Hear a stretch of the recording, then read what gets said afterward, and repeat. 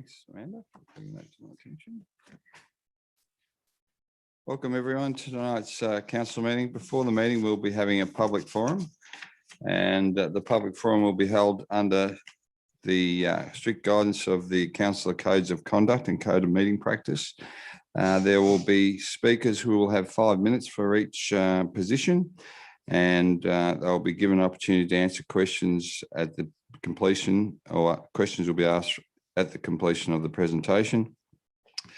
The order of speakers are Mrs. Catherine Stewart, item 13.1, which is the development application for 31 Sterling Way, Thurgoona, and she supports the council's recommendation. The second speaker is Mr. Nigel Suggett. He's the same item 13.1, development application regarding 31 Sterling Way, Thurgoona, and he supports the council recommendation. The third one is Mr. Benjamin Boyd, who's on Zoom, and he again is 13.1, 31 Sterling Way, and he supports the council's recommendation. Before we commence, I must advise that this public forum is being recorded and it will be taken for administrative purposes. By speaking to the public forum, members of the public agree to being recorded. All issued accepts no liability for any defamatory, discriminatory, or offensive remarks or gestures that are made during the course of the public forum. Opinions expressed or statements made by individuals are the opinions or statements of those individuals and do not employ any form of endorsement by Albury City. Recordings are protected by copyright and owned by Albury City. No part may be copied, recorded, reproduced or transmitted without prior written consent of the General Manager. Any recording is not and shall not be taken to be an official record of the Albury City or discussion depicted therein. Okay, Mrs. Catherine Stewart, if you'd like to make your way to the lectern. Thank you.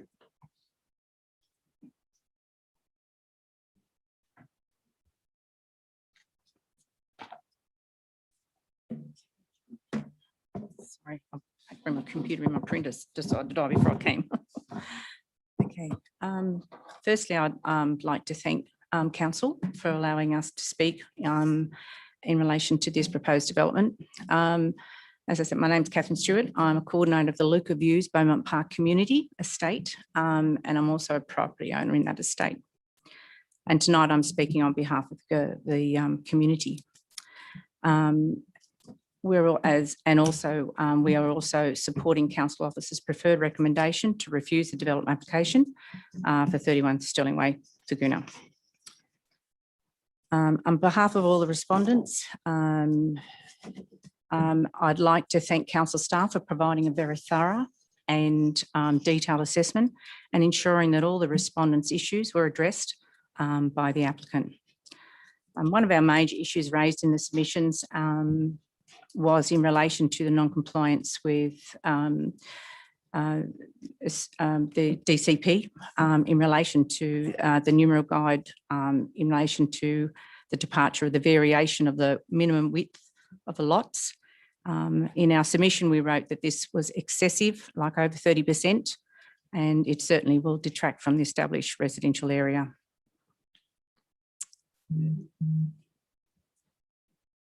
Many of the blocks in Thurgoona and in this estate are very large, and people have moved there for a desire for a space for a bigger block that are much sought after and are very limited as more and more subdivisions are approved. They are getting smaller and smaller.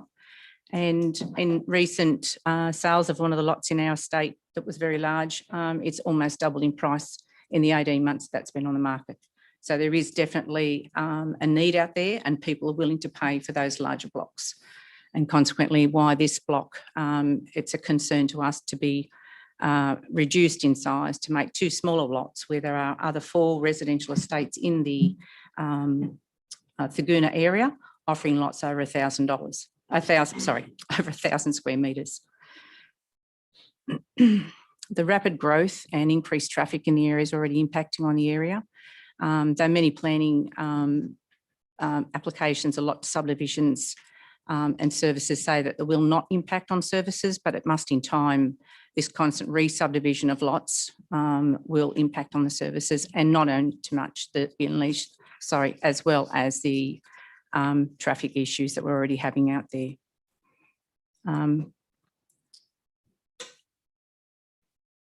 Sorry, I'll just keep that. there are many lots, families that have moved there, but unfortunately the lots are not keeping up with the demands of the community. Already we have no parkland areas in the area, which I know it's something that's going to be addressed, but we just find it's sort of lagging behind, as well as the green space, shopping centres, restaurants and schools.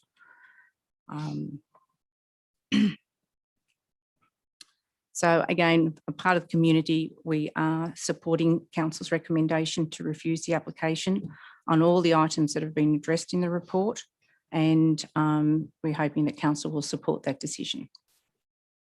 Thank you. Questions, councillors? No? Thank you, Mr. Stewart. Yes? Councillor Gleichen.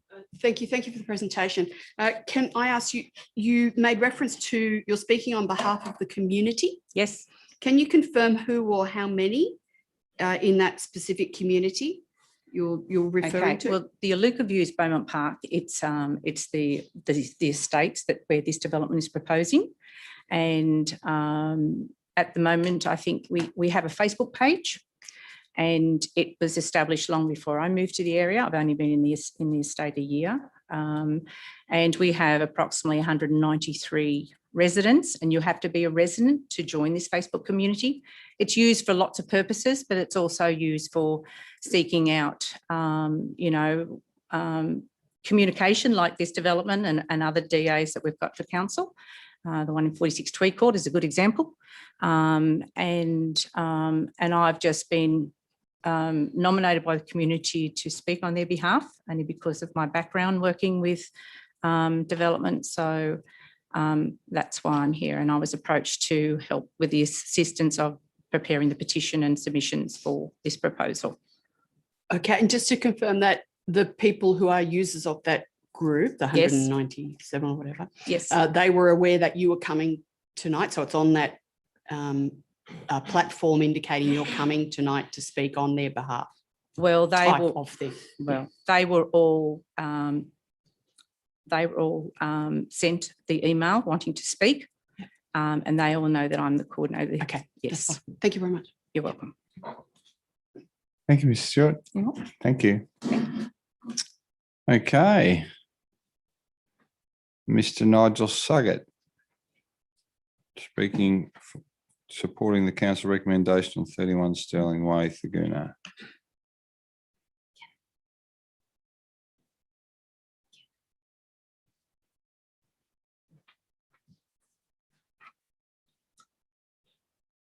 CEO, Planning, Mayor and councillors of the Albury City Council. Thank you for the opportunity to speak this evening and to raise our concerns regarding the proposed DA for 31 Sterling Way, Thaguna. Firstly, I fully endorse and agree on the council's report and preferred recommendation to refuse the development, and supporting all neighbours' objections to the proposed DA. Elise and myself are the property owners of the original house of the estate at 35 Sterling Way that adjoins the proposed development. Our major concerns and points of rejections are as follows. Further pronouncing on our original objection, we moved from central Albury to the Thaguna area to suitably care for our 7-year-old blind daughter, who requires the additional yard space for her over-sensory allowance. The proposed overdevelopment with the increased density, reduced setbacks to neighbouring properties built up closer than normal up to our fence, the increased construction duration and times, traffic and increased disturbance would have a negative impact on her. The proposed lot orientations, both non-complying lot size ratios and front boundary width measurements, that also do not fit in with the existing properties or comply with the council's subdivisional guidelines. The proposed additional reduced lot size will certainly negatively change the appearance of the streetscape, which will certainly alter the established character of the residential area. We feel this proposed subdivision would negatively impact the real estate value of the surrounding properties, especially our adjoining property number 35. The proposed development will have a negative impact to what we all originally moved out to the area for, to enjoy the open spaces, the semi-rural atmosphere of the large residential living lot estate.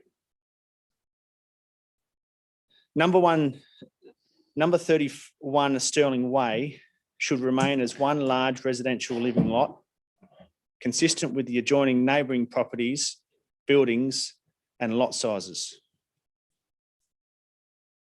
There is no reason to reduce the size of this block of land with smaller block sizes available in neighbouring estates.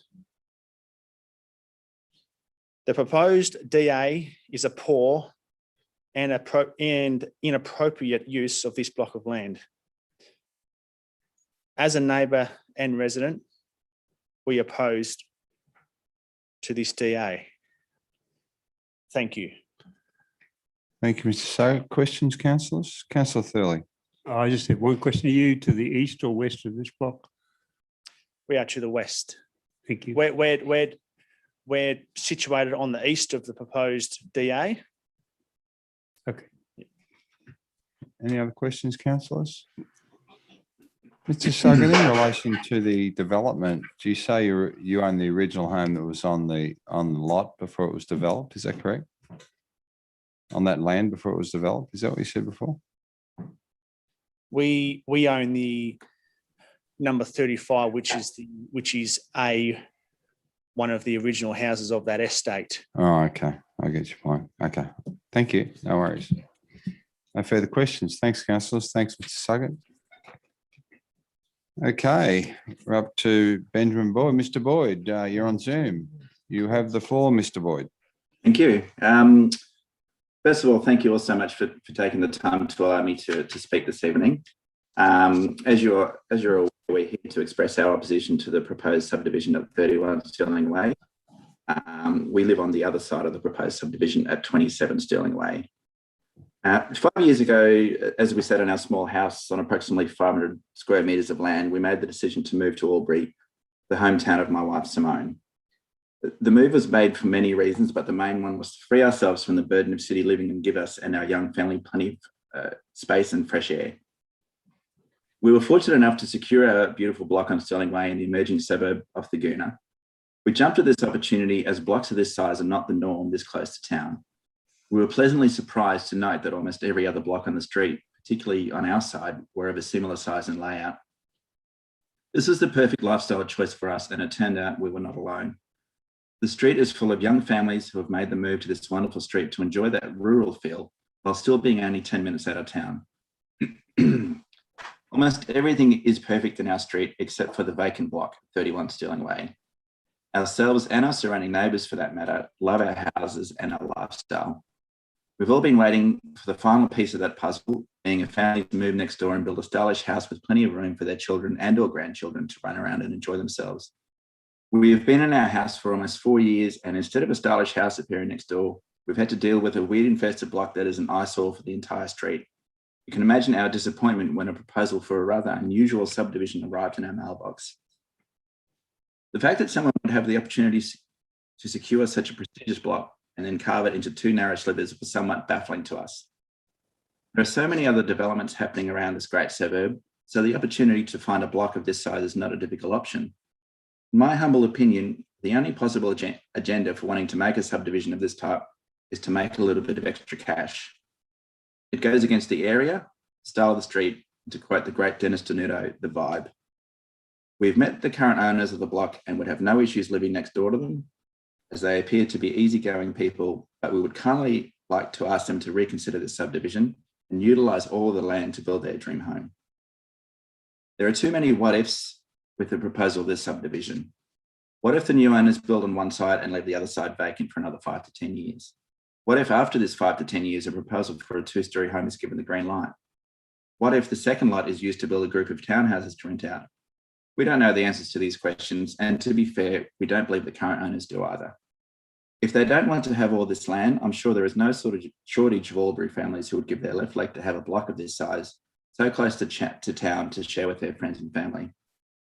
I believe Stirling Way is the jewel in the crown of suburban Thaguna, which is quickly becoming the new go-to destination for the city of Albury. I'm sure the members of the council would agree that having these types of flagship developments can only be an asset to such an area, and subdivisions such as the one proposed don't in any way go along with this. Thank you for your time.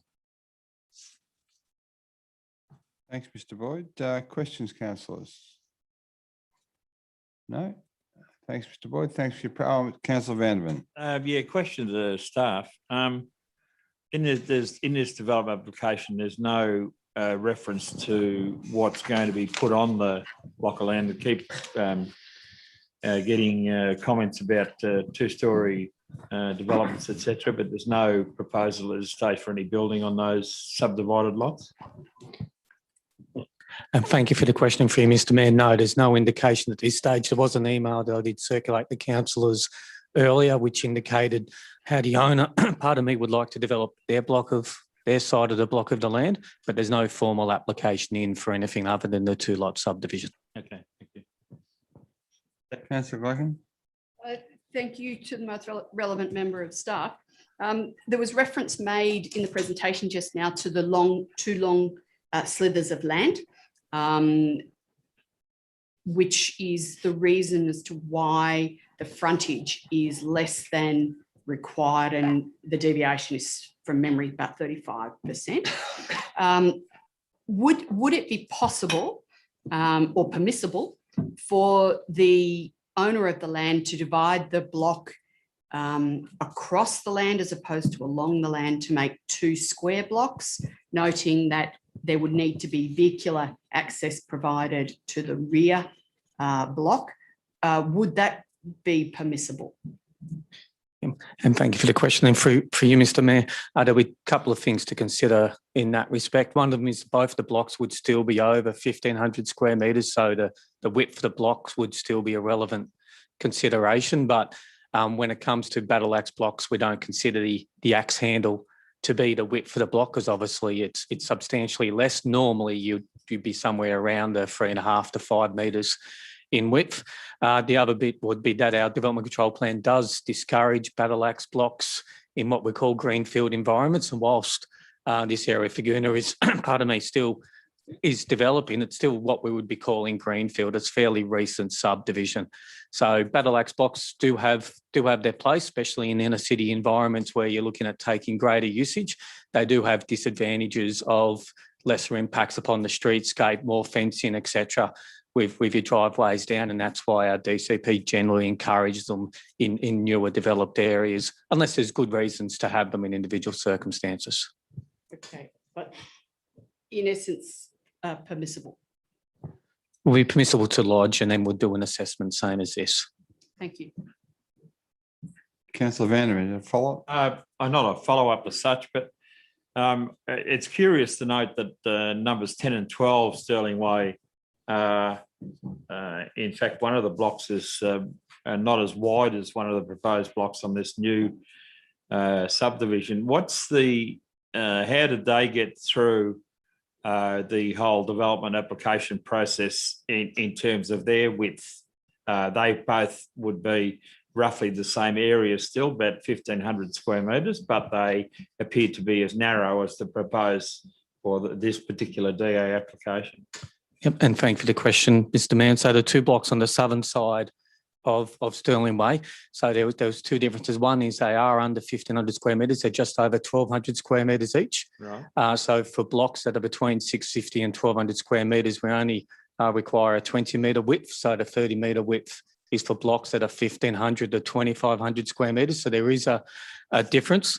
And also those new rules came into place with the new Part 10 DCP, which was the 1st of July, became effective 2020. Prior to that, we didn't have minimum loft widths gradating up on lot size, but what we did have was controls around the ratio of width to depth of a block. And so you started to look at it around a 3:1 to 4:1 ratio under the previous controls. So if they are around that 1,240 odd square metres, then at 20 metres wide, they'll be about 60 metres deep, which is about a 3:1 ratio. So they are in a different scenario and the rules are slightly different. Okay, can I follow up, Mr. Mayor? So what you're saying, because they were 1,200 square metres or less, their width had to be 20 metres. Then why are they less than a 20 metres? Because they're not 20 metre width. Yeah, and thank you for the question for you, Mr. Mayor. As I said, if they're under our current controls, then that's what says the 1,200, the 20 metres width for 650 to 1,500 square metre blocks, which the 1,200 is. Prior to that, our controls were generally based upon, and I might have been confused before, the widths generally were just one standard width for minimum, which was 15 metres. So my apologies if I confused in my answer back to you. But under the previous controls, our minimum widths were 15 metres, and it talked about then ratios. We didn't change the width based upon the width of the block, the size of the block, whereas that was one of the key elements that we looked at with the new DCP, and that changed and looked at fixed ratios and fixed width depend upon the resultant size of the block. So again, a follow-up, Mr. Mayor. So from my perspective, if the original subdivision was approved under the old DCP, why are we now judging this particular development application under the new DCP? Why shouldn't it be as part of that old, it's a long-term development? Why shouldn't that be assessed under the old DCP as well? Thank you for the question for you, Mr. Mayor, because that's a legal requirement. So the new DCP applied to all DAs lodged after the 1st of July 2020. Just for an example, same as a block here in Mitchell Street around the corner might have been approved in 1962 under a DCP. Council will have 4, 5, 10, 15 iterations of DCP since then. So it has to be at the time that it's lodged. If it was a modification to the previous DA, then it would be a modification at that time, but it's been a fresh DA, has to be looked at under the DCP and enforced at the time of lodgement of the application. Sorry to belabor. So hypothetically then, tell me, with this proposed DA, one's 1571 and one's 1617, under what circumstances would the width of those blocks be approved under the current DCP? So let's say if they're 1,000 metres, 1,000 square metres, would a 19.6 and a whatever it is, the 20.7 square metre, width, would they be approved under the new DCP? Thank you for the question for you, Mr. Mayor. I guess in some ways it's been difficult for me to take that hypothetical because it can't be applied in this instance, because what in this instance is a 2-lot application with particular dimensions. Yeah, I'm hypothetical in terms of what would be allowed for this development. Let's say, for argument's sake, that the guy is a philanthropist and gives the council a 1,200 metre area of land for a park.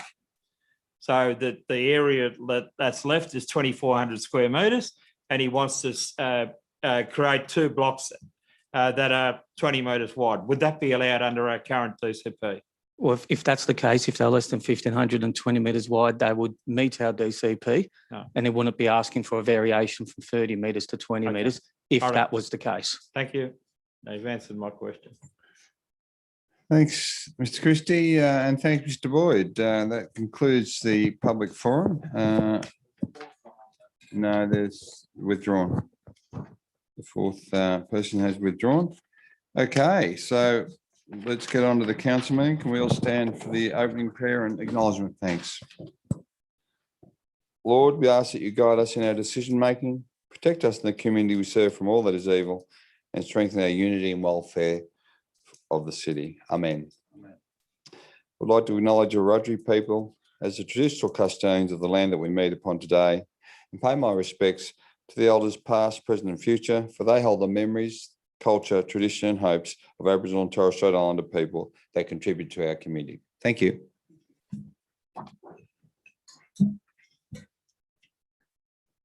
Must inform you that this council meeting is being webcast and recorded. By speaking at the council meeting, you agree to being recorded and webcast. Please ensure that if and when you are speaking at the council meeting that you're respectful to other people and use appropriate language. Albury City accepts no liability for any defamatory or offensive remarks or gestures made during the course of this council meeting. An audio recording will be made for administrative purposes. Conflict of interest declarations. I have not received any. Mr. Zachnich. Thank you, Mr. Mayor. This advice to council relates to disclosure of political donations and the requirements under the Environmental Planning and Assessment Act. The Act under section 10.4 requires a person submitting planning applications or submissions regarding a planning application to disclose any reportable political donation and or gifts to any local councillor or employee of council. Reportable political donations include those of or above $1,000. The disclosure statement forms are available on the council's website or from the Customer Service Centre and must be lodged in accordance with the Act. In dealing with development applications, councillors need to take into account specific planning matters contained in the Environmental Planning and Assessment Act. Accordingly, the provisions of section 4.151 of that Act are set out in the council's officer's report detailing planning issues to be considered. The Local Government Act 1993, section 375A requires that a division be called whenever a motion for a planning decision is put at a meeting of the council. Planning decision means a decision made in the exercise of a function of council under the Environmental Planning and Assessment Act, including a decision relating to a development application, an environmental planning instrument, a development control plan, or a development contribution plan under that Act, but does not include the making of an order under Division 9.3 of Part 9 of that Act. Thank you, Mr. Mayor. Thank you very much, Mr. Zachnich. Apologies. We have an apology. Thank you, councillors. Councillor Glacken. Thank you. To move the recommendations, the motion, receive and note and accept the apology of Councillor Cameron this evening and grant leave of absence. Thank you. Councillor Thurley. Second the motion, Mr. Mayor. Thank you. Happy to put the motion. All those in favour? Anyone against? The motion is carried. Might have a problem with our on-screen action, but I'll continue. There is no Merrill Minute. Action plan CM6. Thank you, councillors. Councillor Stutchbury. Mr. Mayor, I move that we receive and note the action plans as not displayed on the screen at present. They're up there now. Very small. I would like to move that the following action plans be received and noted. 1, action plans complete for noting only. 2, actions awaiting response from external parties. 3, actions in progress. And 4, long-term issues more than 3 months. Thank you. Councillor Doxey. Happy to second, Mr. Mayor. Thank you. Councillor Stutchbury, do you wish to speak to that at all? Thank you. Happy to put that motion. All those in favour? Anyone against? The motion is carried. Confirmation of the minutes of the previous meeting. Councillor Doxey.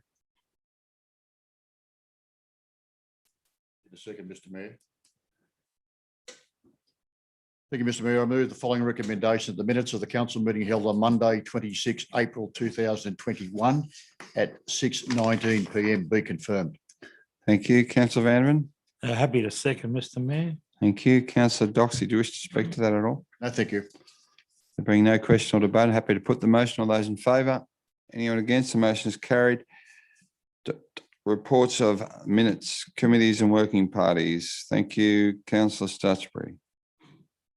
Thank you, Mr. Mayor. I move that council receives notes and accepts the minutes and recommendations of the local traffic committee meeting held on Thursday, the 22nd of April, 2021. Thank you. Councillor Doxey. Happy to second, Mr. Mayor. Thank you. Councillor Stutchbury, you have a question. You wish me to take the question before you open debate? Thank you. Councillor Vanderman.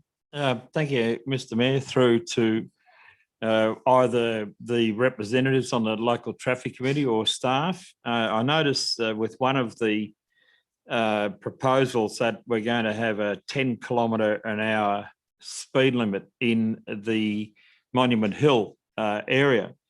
10 km/h is barely walking pace. It's not enforceable, and I just wonder what the point is having such a low speed limit in that area. It probably only concerns the road that goes around the back of the monument. I'm not certain whether that's the case or not, but I just have a real problem with the 10 km/h speed limit. One, why have it 10 km/h when nobody's going to enforce it? Yeah, so I just wanted to ask the question. Mr. Ferris. Through you, Mr. Mayor. Thanks for the question. Yeah, so Transport for New South Wales have reviewed the speed limits and the shared zones for environments like that with high pedestrian activity, limited sight distance, etc. The recommendation is 10 kilometres per hour. The scope of that or the extent of that, I'll have to take that on notice and I'll be able to get back to you, Councillor Van der Ven, with regards to, does it include the whole area or is it just the circular road around the base of the monument? And then just to follow up on that particular one, and I've got another question regarding another item. So is the issue for me is with 10 km/h, and that's fine, but how is it proposed to be enforced? I mean, has the police been involved in this decision-making process, and have they indicated that it is possible to enforce 10 km/h speed limit in that area? Through you, Mr. Mayor. All speed limits are assessed by Transport for New South Wales.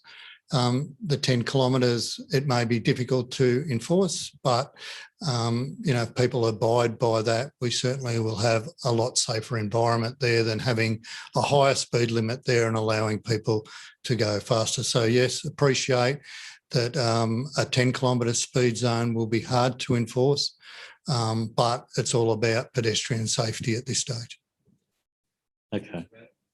Thank you. Just the other issue is around the Wilson Young Streets. There were some comments there.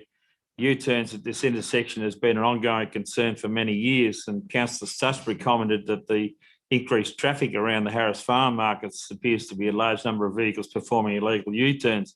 Well, I can inform Councillor Stusbury with a great deal of certainty that the number of U-turns at that intersection has been pretty constant over the last 10 years, and there's been no increase in U-turns since the Harris markets come in. But if the police or the Traffic for New South Wales wish to avail themselves of my CCTV footage, they'll be able to work out exactly on a daily basis how many people do U-turns, and it's approximately 35 to 40 per day.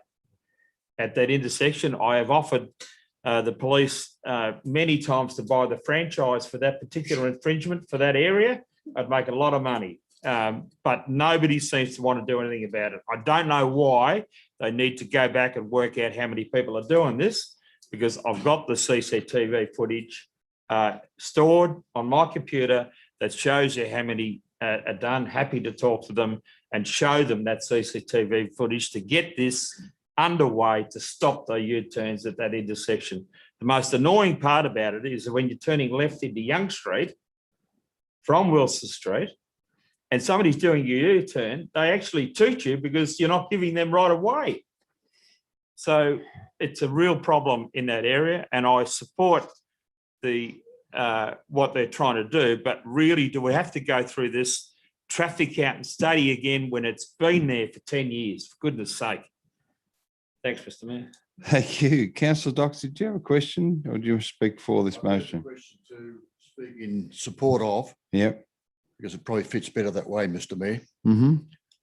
Just in relation to the 10 k's an hour up at the War Memorial, I speak in my capacity as the RSL president. I've been up there many, many times, and particularly over the Anzac period, it was essential that we have the lowest speed that we can have up there. The reason being is that those set of stairs that step down towards the steps up from the memorial is the pinch point. It is dangerous there, and there's no way that police can enforce it there.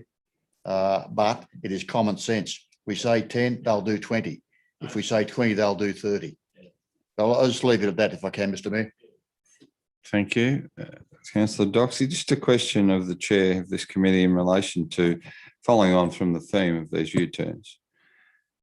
the intersection with Young Street and Guinea Street is, I think, far more dangerous because there is multiple arrows and users. And as, again, to Councillor Vanderman's point, I've seen that many near misses of vehicles coming off the freeway, turning left into Young Street and being accosted by a vehicle doing a U-turn who has nearly T-boned them. I mean, I know that Transport for New South Wales did have cameras on that intersection at some point, like they've had cameras on the intersection East Street and Barella Road, but nothing ever seems to change. I'm just wondering, Councillor Stusby, what the view of Transport for New South Wales is about that particular precinct, and if you feel confident that they're going to do anything in relation to either of those intersections at this point. Yeah, I'll let you speak now. Thank you, Mr. Mayor. I'm never confident that Transport for New South Wales are going to do anything either sensible or in any reasonable time frame. However, they've looked at all of the intersections that we've been discussing. In regards to Young Street, Wilson Street, they say they're more or less flatly refusing to put up a no U-turn sign, claiming that it's some sort of precedent, and it just seems to me to be a no-brainer to put it up. And there are no U-turn signs elsewhere in New South Wales, so it's not as if it would be a new or an exciting thing. But they've got a sort of they just don't want to do it. They don't want to put up a no U-turn sign.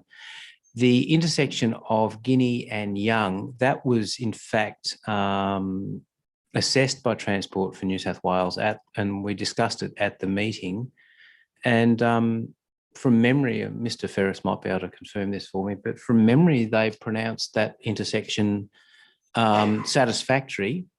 It has a red turning arrow for vehicles travelling west on Guinea Street, so as to not take out pedestrians crossing Young Street. So it has a red turning arrow there, but not a green turning arrow. They pronounce it healthy. Otherwise, I mean, I don't. I think that the right turns at either turning north into Young or south into Young in either direction are dangerous because they obscure the view of oncoming traffic. But they seem to pronounce that satisfactory. Did they not, Mr. Ferris? Yeah. I've never seen anyone do a U-turn at that intersection. Yeah.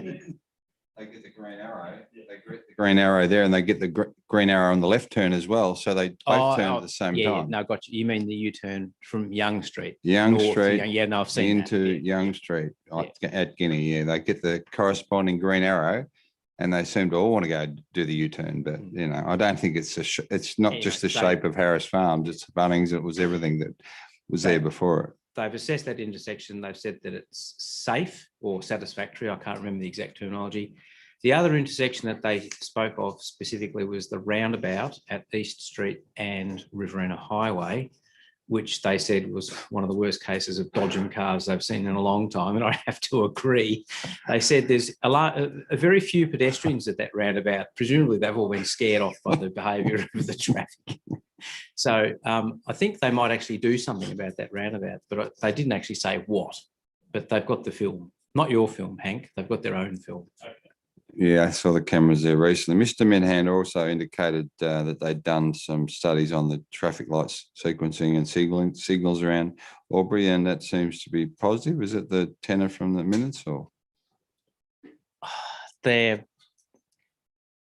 traffic lights don't work properly, they seem to have a tendency to blame Albury City and roadworks being done in the vicinity of the traffic lights, upsetting the loops that detect the vehicles.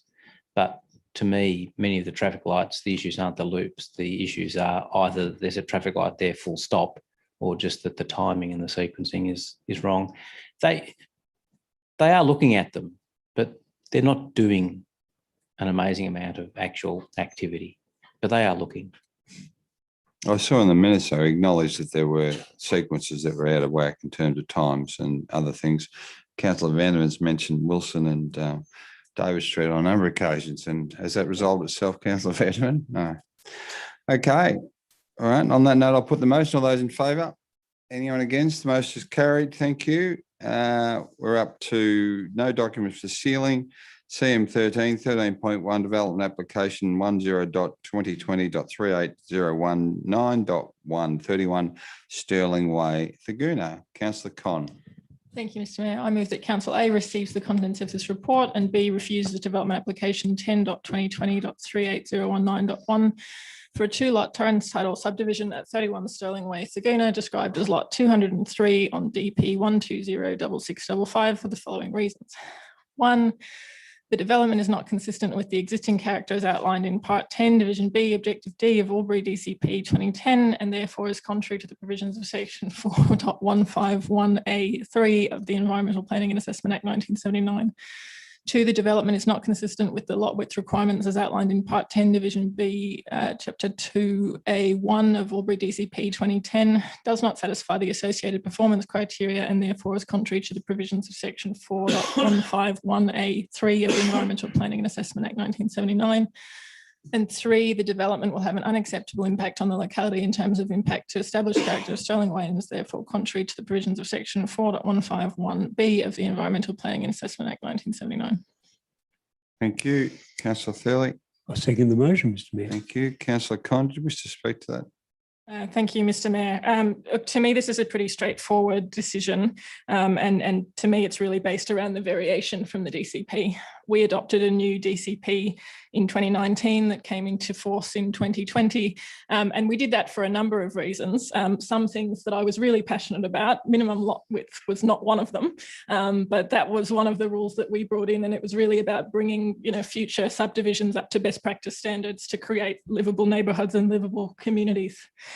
This is an enormous variation, and I think for us to permit such a big variation, we really need to be convinced why it would benefit the community to allow a development that's against the requirements of the DCP. I certainly haven't been convinced why it should be permitted, and obviously it's got significant opposition from the neighbours as well. So I think it's a pretty straightforward decision and we should refuse the application. Thank you. Have a question from Councillor Glacken. Councillor Glacken. Just through you, and thank you, through you to the most relevant member of staff. The regulations have changed. It was put out for consultation with the public, and then they were brought in to be applied so many months afterwards. The change is with, or the change that we're talking about or referring to with this report and in this report is with reference to the front width fronting onto the road for the development because it's over a certain size block. Why were those regulations changed? Why did it go from not having that requirement to having that requirement? Mr. Christian. Thank you for the question, and for you, Mr. Mayor. So I did partially allude to this earlier. One of the bits we had before in the previous DCP was just a one-size-fit-all. Didn't really look at the fact that the development, especially out in Thaguna, was providing a variety of lot sizes. We were getting things as small, obviously, as 450 square metres, and we had other lots in the residential areas that were greater than that, 1,500, 3,000 square metres, etc. So the idea was the previous controls, which had a direct relationship between the width of a block and its depth, didn't really suit all circumstances. And so it was decided to, and this was looking through how other councils were doing and what were coming out with some of the best case scenarios around the state in other DCPs, to have them tailored more to the overall size of the block rather than just purely tied to the depth and the width, because once your blocks got bigger, those relationships did change slightly overall. So that's where it's decided that that was the best way to go. And as I said, part of that was obviously informed by how the literature and review of other DCPs around other councils was going as well. Thank you. Thank you. Speaker 4, question from Councillor Vanderman. I'll take the question first. Thank you, Councillor Vanderman. Thanks, Mr. Mayor, for indulging me yet again on this particular issue. To the most relevant member of staff, can you provide some timelines around when this particular lot changed hands, and were there any submissions received in response or in our proposals to change the DCP from the previous owners or the current owners of that block of land? Thank you for the question and for you, Mr. Mayor. I guess in regards to the change hands, according to our record system, the sale officially went through in early April of 2020. So it would depend upon how long their settlement period was, et cetera, in regards to offer, but the official change of hands was notification to council on the 9th of April 2020. In regards to whether the previous owner had made a submission, I would have to take that on notice for 100% of the answer, but I'm reasonably confident that I don't recall seeing a submission. We didn't get a significant amount of submissions on the previous DCP, and I didn't recall one from an owner in Stirling Way, but I can look at the previous DCP and see if we got one officially to confirm that. Okay, so just to follow up, our DCP changed, we approved in 2019, didn't we? And that came into effect in July 1, 2020. Is that correct? I'm very close again to thank you for the question for you, Mr. Mayor. So from recollection, I believe that we sent it to council in either February 2020 or March 2020 for formal adoption post-exhibition. Exhibition occurred in late 2019, but it took us some time to consider the submissions that were raised. But also one of the key things that we did consider is to allow people time to adjust to the new DCP and the new controls. So there was a just over 3-month grace period, for want of a better word to call it, where applications could be lodged under the old DCP before the new one became effective. Yeah. Okay, and then just a further follow-up, Mr. Mayor. So we, in terms of the current owners having an opportunity to lodge a development application, that they had very limited opportunity to develop to lodge a development application for this 2-lot subdivision prior to the DCP being promulgated in July 2020. Is that correct? Thank you for the question, Mr. Mayor. It will be just under 3 months. If they became the owners around that 9th of April, and this became effective 1st of July, there was a period of almost 3 months. Okay, and then just to confirm again, that this development application would have been approved under the old DCP. Again, thank you for the question for you, Mr. Mayor. Obviously, we would have had to consider under the controls. That's why I said before, it was difficult to say in a full hypothetical it would be approved. But obviously, under the previous DCP, we would have considered a different set of criteria in regards to this. The objectives were different. What would be similar, though, was the reference in regards to 4.151B, which is your streetscape impacts. But what may have changed is council's consideration about whether there was a formal variation from the DCP or not, whether council granted that variation. Can I just have one follow-up, Mr. Mayor? I'm sorry to belabor the point. When this development application was first lodged, did we as a staff, Albury City, advise them that because of the changes to the DCP, that this development application was unlikely to be approved, or you can't make any comments of that nature without going through the full process of assessing the DA? Yeah. And thank you for the question for you, Mr. Mayor. It's more the second one. Obviously, they're allowed to lodge an application, and they identified in their submission that came in from Habitat Planning supporting the application, they were aware of the variation, and they put forward their argument as to why council should approve that variation. It was submitted in late November in 2020. So by the time notification finished, occurred, et cetera, we're coming into early 2021.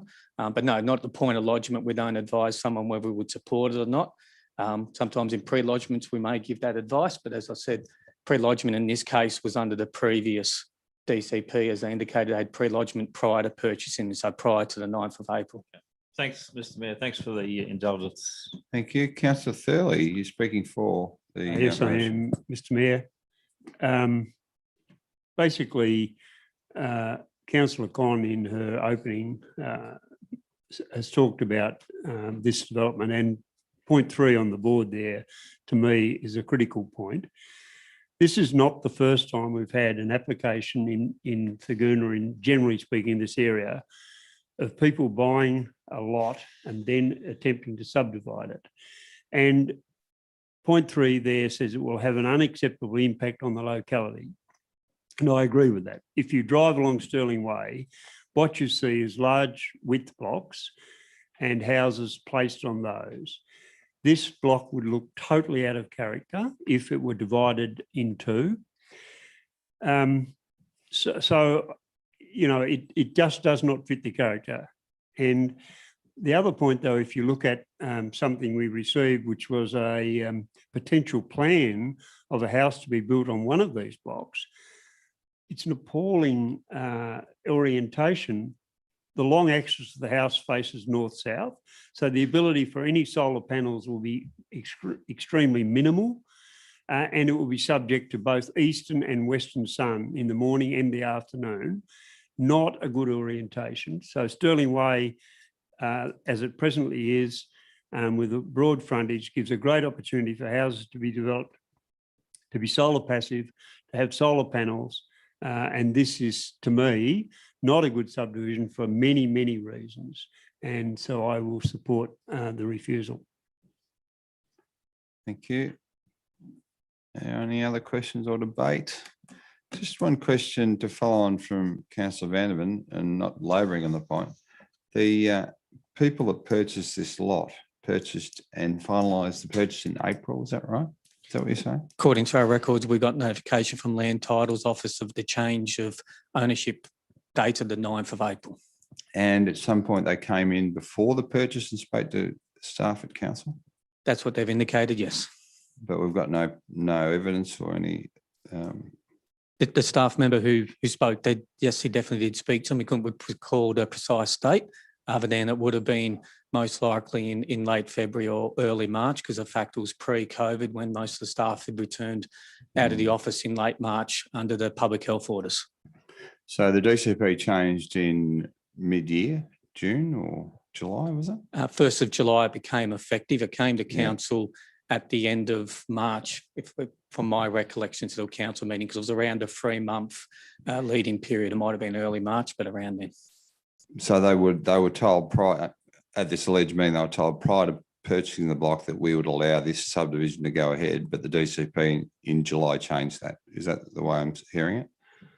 For you, Mr. Mayor, so the DCP in July put a non-compliance in. Again, as I said earlier, hypothetically, if it'd been under the old DCP, we still may or may not have supported it, because you consider streetscape and other impacts. But what gets taken out is the question of non-compliance with the DCP. Full compliance with the numeric controls in the DCP, council still may say no, because there may be other impacts that the DCP doesn't envisage or doesn't detail. Yeah, so you can't really just look at one thing in isolation. It's a variety of different things, as Councillor Thurley has alleged. Okay, thank you. So Councillor Stutchbury, Councillor Con, did you wish to close debate on this item? Thank you, Mr. Mayor. Only briefly, I think I've said the most important parts of my argument. We've got those rules in place for a reason. I have sympathy for people that are wanting to subdivide, but the blocks were made at this size and approved at this size when the original subdivision was created. I'm sure there are lots of developers that would absolutely love to have their future developments assessed under the old DCP. They had a grace period of a few months in which to do that, and we really should be moving forward with our new rules as we adopted last year. Thanks. Thank you. Happy to put the motion as a division. All those in favour, Councillor Stutchbury, Councillor Doxey, Councillor King, Councillor Mack, Councillor Con, Councillor Glacken, Councillor Thurling, Councillor Vanderman. The motion is carried. Thank you, councillors. Okay, 13.2, the Wonga Wetlands Visitor Education Centre Detailed Design Contract 20/03195. Councillor Vanderman. Thank you, Mr. Mayor. I'll move the recommendation as the motion that council accepts the tender from Bocor Proprietary Limited for contract number 20/03195, Wonga Wetlands Visitor Education Centre Detailed Design for the lump sum amount of $240,607.40, including a GST. Thank you. Councillor Thurling. Second the motion, Mr. Mayor. Thank you. Councillor Vanderman, do you wish to speak to that? No, I'm looking forward to the end result. I think the report was very detailed as to why they were recommending Bocor, and happy to go along with that recommendation. Thanks, Mr. Mayor. Thank you. There appears to be no further question or debate. Happy to put the motion. All those in favour? Anyone against? The motion is carried.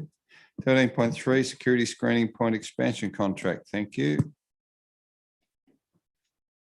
Councillor Thurley. Thank you, Mr Mayor. I move that Council A notes the requirement to carry out capital works to accommodate the new security screening equipment to meet the Aviation Transport Security Regulations 2005 and grant funding conditions, and B, accepts the tender from Southern Cross Developments for contract number 21/01130, Albury Airport Security Screening Point expansion with a lump sum amount of $251,039, including GST. Thank you. Councillor Gluckin. Happy to second that. Thank you. Councillor Thurley, just to speak to that. No, it's a fairly routine matter, Mr Mayor. Thank you. Question from Councillor Gluckin. Thank you. Through you to the most relevant member of staff. The report refers to the tenderer, and it is the tenderer who is listed up on the board at the moment, that they had an option to reuse materials, reducing the overall cost. Does this include that provision, or do we need to explicitly confirm that we wish the tenderer to be able to undertake that process to further reduce the cost? Because the report indicates that it has the potential to further reduce the costs. How do we clarify that in this recommendation or this motion? Mr. Glass. Thank you for the question, Councillor, and through you, Mr Mayor. It indicates, yeah, that's correct, but it doesn't actually quantify the amount that would be reduced. So we'd need to go back to them and seek that clarification. It was an indication as opposed to quantifying the numbers that are in this report, the numbers that were included in the tender. All right, thank you. Can you confirm, Mr Mayor, with the CEO, do we need to have that explicitly highlighted in this recommendation? Mr. Zaktis, do we need to have this explicitly highlighted in this motion at this point? Thanks for the question through you, Mr Mayor. No, we don't. We will vary the contract up or down once council endorses the recommendation. Thank you. No problem. Councillor Vanderman, wish to speak for this? Yeah, look, to be honest, I looked for the people that did the regional airport redevelopment and make sure that they were a tenderer, and from my perspective, when they were, it was a real no-brainer in terms of the people that worked on the original redevelopment as doing this particular piece of work, and I think that's a good result. Thanks, Mr Mayor. Thank you. Councillor Thurley, no further speakers or debate. Did you wish to speak? I thank you, Mr Mayor. Happy to put the motion. All those in favour? Anyone against the motion is carried. CM 14, officers' reports for noting. CM 14.1, Lavington Gindera Shared Path. Councillor Con. Thank you, Mr Mayor. I move that council receives the update from the Joint Working Party with Greater Hume Council for a recreational path between Gindera and Lavington, and notes that $25,000 has been included in the draft 4-year delivery program for consideration. Thank you. Councillor Thurley. Second the motion, Mr Mayor. Thank you. Councillor Con, wish to speak to that? Thanks, Mr Mayor. Look, this is really the next step forward in a process that has really been community driven. We were approached by some really passionate community members about whether it might be possible a couple of years ago now, and myself and Councillor Vanderven have taken part in that combined working group. I think the level of community interest in this project was really demonstrated by the survey that we put out, which had 655 responses. So there are a lot of people who are really excited about the possibility. A number of potential significant issues have been raised, whether that's the cost or the environmental impacts. But to go ahead with the feasibility study is really the only natural next step. Our staff have identified that they would like an external consultant to do that, to provide some additional expertise. So certainly none of those concerns can be adequately addressed until we've actually done the feasibility study and identified what the alignment of that path might be. So I'm very happy to move forward with that next step in response to community demand and gather the information we need to make a decision in future. Thank you. Speaker 4, but a question from Councillor Gluckin. Councillor Gluckin. Thank you. Through you to the most relevant member of staff. And if I can just preface my question. We have a bike track that goes out to Thurgoona, a shared use bike and pedestrian track that goes out to Thurgoona. A number of people do utilise that facility, but there are many who persist in riding on the road rather than using the shared use space. And that was on a relatively flat area. So we were able to have off-road facilities that we put on along the side. My understanding from reading the report and also being involved previously is that it's likely that we will need to have possibly a partly off and partly on-road shared facility. For the people who would utilise this track, my question is, what are the likely ends of the spectrum for cost should we proceed with this facility? Are we looking at, for example, between 1 million and 10 million, or are we looking at something between 5 million and 25 million? Is there any idea that the staff have as to what those likely costs might be? Because it's a significant piece of work. You can't build only a couple of kilometres, would have to do the full lot or it wouldn't be worth it. What are those likely potential costs? Mr. Millett. Through you, Mr. Mayor, and thank you for the question. Look, it is a very large range. Sort of as outlined in the report, there's a number of studies that would need to be undertaken prior to even getting to the point of assessing final alignments and on-road, off-road components within that.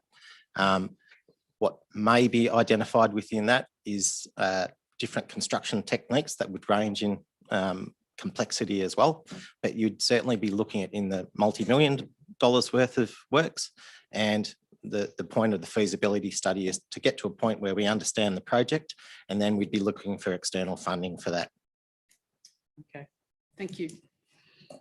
Thank you. Question from Councillor King. Councillor King. Through you, Mr. Mayor, relevant member of staff, I recall that we had a presentation by some people here before this committee was formed, and the figure of 6 to 7 million was mentioned somewhere.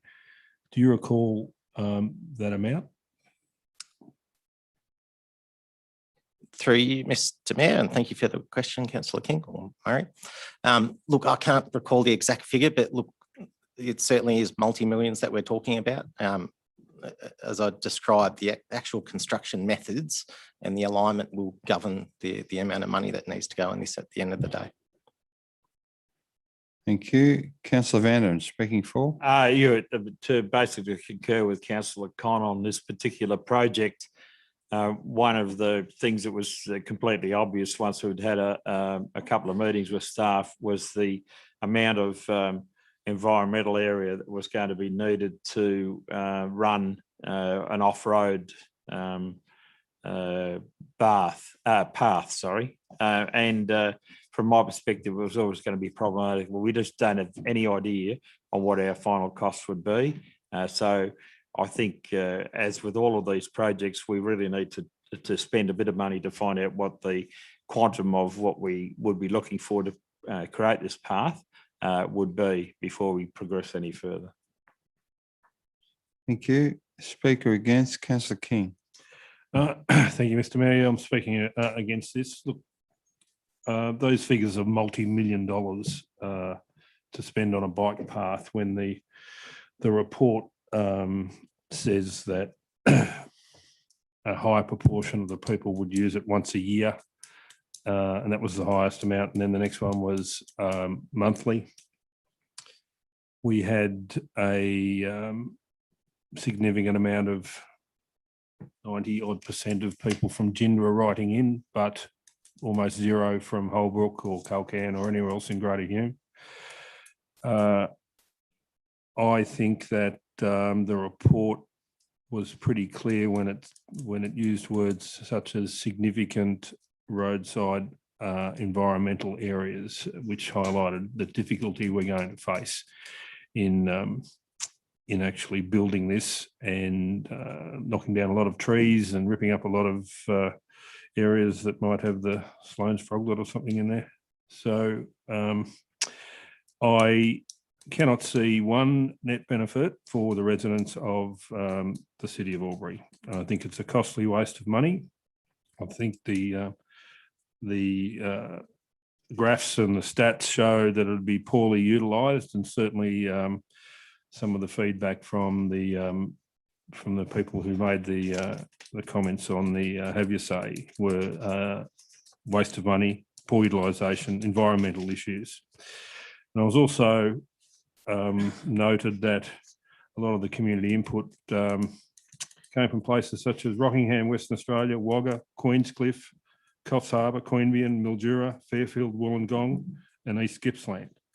So I'm thinking those stats from those people who say they would use it might have construed the popularity of the project. And also in conclusion, that reading the comments from the people who wrote in, that there was a very significant reference to horse riding and rollerblading as well as cycling. So I'm not sure how you would manage, a couple of horses galloping along, meeting up with bike riders coming down the hill at 40 k's an hour. So again, waste of money, waste of time, and I think it should be canned. Thank you. Speaker 4, Councillor Thurley. Another speaker against. We're talking about spending 25 grand on a feasibility study. I don't care if people from Culcairn and Holbrook haven't spoken. And I guess if there are ardent cyclists in Queenscliff or Bunbury or wherever, I don't care. If they want to make a comment about off-road cycling, I'm happy to hear it. As a regular cyclist, getting up that hill with cars and coming back down the hill with cars was always a bit of an adventure. I think 25 grand to look at what's possible is money well spent. Thank you. Speaker against, Councillor Doxey. Thank you, Mr. Mayor. I find that I need to concur in total with Councillor King in relation to this. He's covered off on all the points that I think are pertinent. Whilst Councillor Thurley said saying $25,000, I think we can spend the money somewhere else, because I think at the end of the day, it's going to be very, very cost prohibitive, not only in relation to the dollar terms, but the environmental impact and the practicality of people trying to negotiate that particular path all the way out to Gindra. And I wonder how much is going to be put in from Greater Hume. Thank you. Thank you. Speaker 4, Councillor Stutchbury. Thank you, Mr. Mayor. I actually think that spending $25,000 to find out how greeny cyclists can kind of balance off the need for cycling with the chopping down of a few trees. I'm waiting with bated breath to see how they're going to present that argument. So yeah, I reckon the 25,000 are well worth spending on that. Thank you. There are no further speakers for or against. Councillor Conn, did you wish to close debate? Yeah, thank you, Mr. Mayor. Look, in concluding, what we're voting on tonight is whether we gather more information or not. There have been some really hyperbolous arguments made about a project that doesn't yet exist. Certainly the working group looked at the different types of people who might use this trail. You know, some of those people said they would walk. Some were families doing recreational cycling. Some people might be commuting and some people might be athletes in training. We looked at off-road path, on-road path and a hybrid path. You know, one of those options would just be widening the shoulder to make that road safer, which I don't think would be an extreme thing to do. I think in making this decision as well, we need to take into account the status quo, which is that people ride their bikes up and down Gindra Gap and that cars pass with less than 1 metre, and it's only a matter of time until we have a fatality. So I think we owe it to the 655 people that gave us their feedback and to the people that are currently unsafe to, at a minimum, ask the question, find out the information of how this might be done and how much it might cost, and we can then make an informed decision in the future. Thank you. On that note, I'll put the motion. All those in favour? Those against? The motion is squared. I have the casting vote and I wish to vote against the motion. Thank you. The motion is lost. Okay, 14.2, provisions for hollow bearing trees and native vegetation. Thank you, councillors. Councillor Thurley. Thank you, Mr Mayor. I move that council receives and notes this update on the outcomes of the extension of biodiversity certification of the Albury Local Environment Plan ALEP 2010 and progress on the review of Part 5 Vegetation Protection Controls of the Albury Development Control Plan ADCP 2010. Thank you. Councillor Clacken. Very happy to second that. Thank you. Councillor Thurley, you wish to speak to that? Not particularly. I mean, this is a lot of work that's been done by our staff. It's a matter that comes to our Sustainability Committee, and it's something that we really do need to take note of, and I commend the staff on the report. Thank you. No further question or debate. Happy to put the motion. All those in favour? Anyone against? The motion is carried. CM15 delegates reports for noting. Murray-Darling Association delegates report April 2021. Councillor Thurley. Thank you, Mr Mayor. I move that council receives and notes the Murray-Darling Association delegates report for tabling at council April 2021. Thank you. Councillor Vanderman. Happy to second, Mr Mayor. Councillor Thurley, do you wish to speak to that? Just briefly, it's presented really on the delegate on the Murray-Darling Association, presented for councillors' information. The only thing I might note is that we are talking about in that thing we talked about the water resource plans, which all states were meant to have submitted by, I think, June 2019. New South Wales has finally submitted all of their water resource plans just recently. And I'd have to say that the Murray-Darling Basin Authority has rejected all of them, and they will be going back to the state for reconsideration. They do not meet the legislative requirements of the Murray-Darling Basin Plan. So, Councillor Thurley, is there any explanation as to why that's happened, or how can they be so out of step with the requirements of the federal body? Mr Mayor, there are lots of explanations. I'd have to say that in many respects, all that I know is political explanations. I've not seen any detailed explanations. I am aware, of course, that things such as floodplain harvesting are part of this very confused piece of work.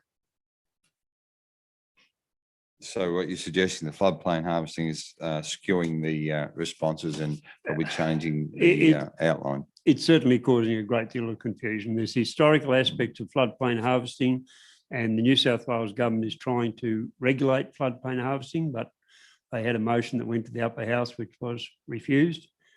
So we still are in limbo land in that respect. Thank you. Thanks for the report. Happy to put the motion. All those in favour? Anyone against? The motion is carried. Notice of urgent business. I've not been made aware of any. Any late business? No. Councillor Thurley. Thank you, Mr Mayor. I, on your behalf, attended the launch of Food Share last week, and I'd have to say it was a very warm and encouraging thing to do. They're doing brilliant work. A huge number of hampers going out to people in need, and their next move is to set up a social supermarket in Wodonga. And I know they've had discussions with our CEO, and they'll be looking at doing a similar thing in Albury. And I pointed out to them there were many empty shops in North Albury and Mate Street, and they will be talking to this council. I'd have to commend them. It was a wonderful opportunity to see the great work they do. So the new warehouse is an improvement or about the same? Absolutely stunning. Yeah. A new freezer, ability to package perishable goods and get them out to clients, people in need. A wonderful thing. Thank you very much. Okay. No worries. Well, that concludes all the business for tonight's meeting. Thank you, councillors. Thank you, staff, and thank you, all boys.